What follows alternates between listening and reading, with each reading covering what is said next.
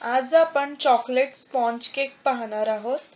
त्यासाठी इथे मी 1 कप मैदा घेतला आहे, 1/4 कप कोको पावडर घेतली आहे, 1 टीस्पून बेकिंग पावडर घेतली आहे, तसेच अर्धा टीस्पून बेकिंग सोडा घेतला आहे। आता आपण हे सगळं एकत्र चाळून घेऊया। इथे मैदा,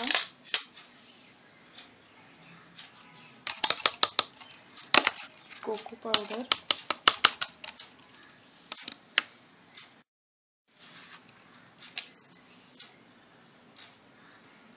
बेकिंग पावडर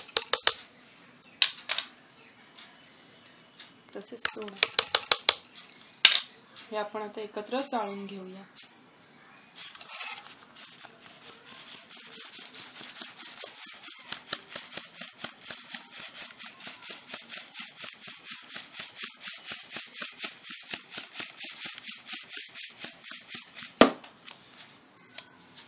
हे जे खडे आहेत हे फोडून घेऊया।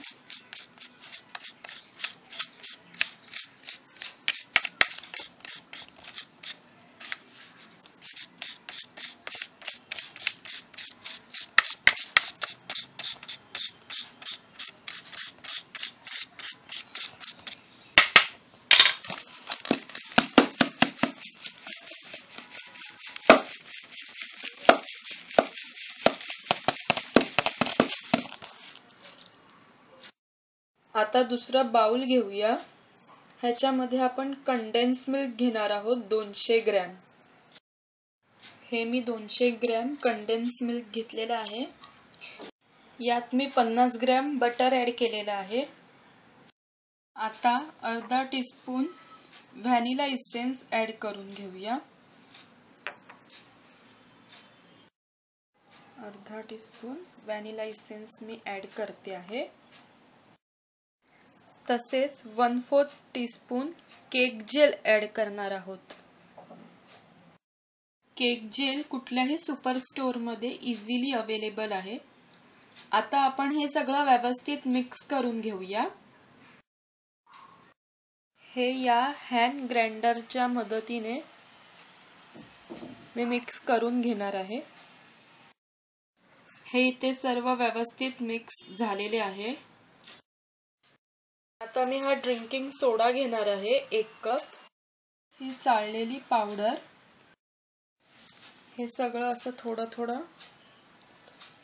या आपल्या मिश्रणामध्ये ऍड करत जायचं। थोडा सोडा, थोडी ही पावडर। आता हे आपण व्यवस्थित आधी मिक्स करून घेऊया। हे मिक्स झालेलं आहे।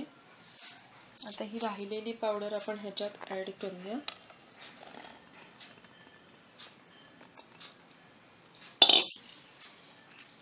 तसेच हा राहिलेला सोडा आपण यात ऍड करूया।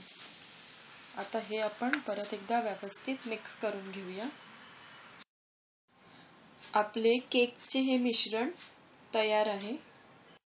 आता सगळ्यात शेवटी आपण हे मिल्क चॉकलेट ऍड करणार आहोत। मिल्क चॉकलेट इथे मी बारीक बारीक कट करून घेतलेला आहे।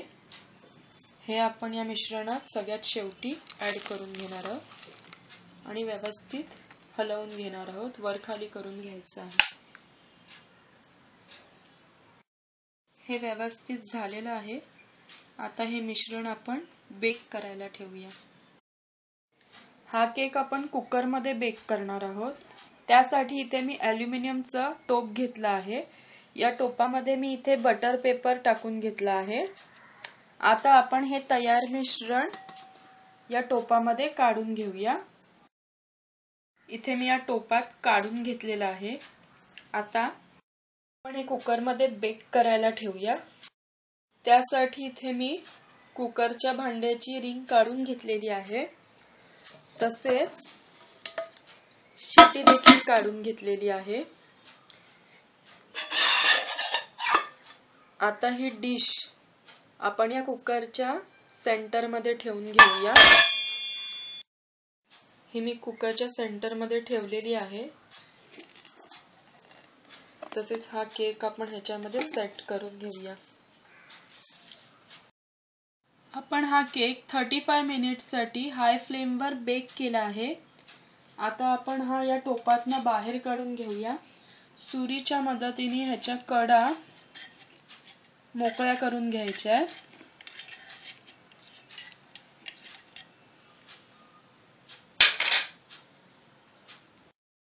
आता हा केक असा उलटा करून घेऊया.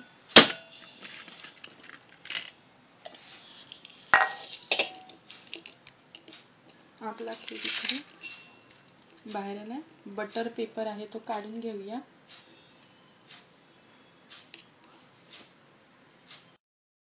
इथे बटर पेपर काढून घेतला आहे.